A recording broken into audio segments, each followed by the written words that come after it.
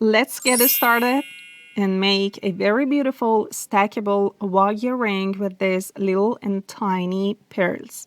20 gauge wire for the main structure and 28 for the weaving parts, ring mandrel or any other kind of cylindrical shapes, a paper tape or just a paper, round nose pliers, chain nose pliers, wire cutter or flush cutter.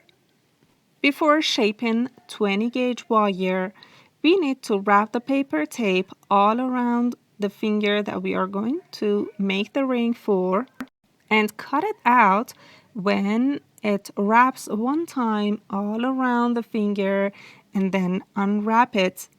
This would be the length we need for the ring, and we determine twice of this size, then cut it out. Don't forget to make the wire all straight with chain nose pliers, a nylon mallet, or any other kinds of techniques. And if you know the other ways, just comment it below. Now we need to make a half round shape at the middle of this straight wire. You could make your round nose pliers to do that, but if it's small, just like me, you could use a pen or pencil and wrap the wire at the midpoint and wrap it half round, not completely. And this would be the shape we need first. A semicircle is here, and if you draw the diameter and you put the chain nose pliers at the intersecting point, you should bend the wire a 90-degree bend at both sides, right and left. The overall shape of the main structure is ready. Put it on the finger, double check the size, and here we are going to make the decorative part with weaving those little pearls all around this half circle part. So we need the thinner wire of about 28 gauge. So we cut it out in about 10 centimeters.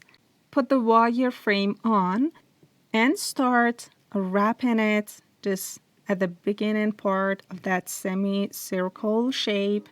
And you could do that better with round nose pliers for the shorter wire strands to wrap all around the other. So I'm doing that with round nose pliers and wrap it for about 3 times. And each time we need to squeeze them to be attached well. And here we cut the extra part out with the flush cutter or wire cutter, and don't forget to squeeze it with chain nose pliers so that there wouldn't be any sharp edges left. This is the time when those tiny pearls come in. Insert one of them into the thinner wire and then keep it tight with one hand and wrap the wire all around that half round shape one time. Pay attention not to pull the main structure and make the pressure and the press only on the thinner wire. Then insert the second pearl in, fix it at its place with one hand, and then wrap the thinner wire all around for another time. I did it for 3 of them, and now I'm going to compact them a little more. Just push them a little to be closer. Then I continue that for the whole semicircle shape. And when I get to the ending point, I repeat the wrapping part I had at the first point. So I wrap it all around for 3 times, just as the first one, squeeze them and cut it out, then to squeeze it with chain nose pliers, of course.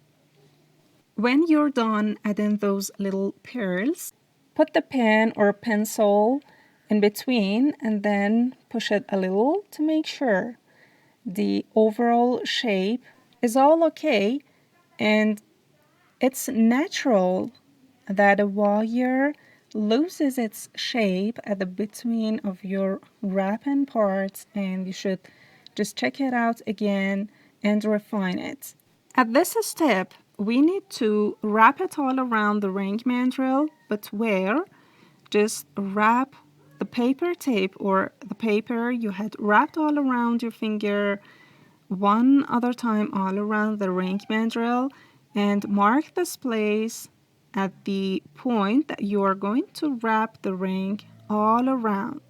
So I put it on and gradually and slowly just wrap both tails, right and left, onto this ring mandrel. Now here we need to make a tie here, and just assume the midpoint and about half of a centimeters. Move to the left and put chain nose pliers on and make a bend. Then do the same on the other side. This time you move half of a centimeters to the right and make a bend with chain nose pliers again. Now keep them tight with chain nose pliers with one hand, and with the other hand and round nose pliers just wrap the wire all around. And this is the wrapping part that acts just as the joint. You wrap it just like when you are making a circle, and it's just like a jump ring, but you squeeze it well to be attached to the inner wire. Assume that just like a little circle, and where the start and ending point meet each other, cut it out with flush cutter or wire cutter. And this is just like a jump ring, and repeat that for the other side. And this is the time you're going to squeeze it so that there wouldn't be any opened part. That is very sharp and very dangerous, of course. So I push it tight with chain nose pliers, and I repeat it for the other side too. Let's test it out to check out the size, and again insert it into the ring mandrel and hammer it a little with the plastic part of your tool to be all rounded as a perfect ring. And there it is, the very beautiful stackable rings ready. This is the first part, and we are going to learn the second one on the next tutorial. Just don't forget to follow up.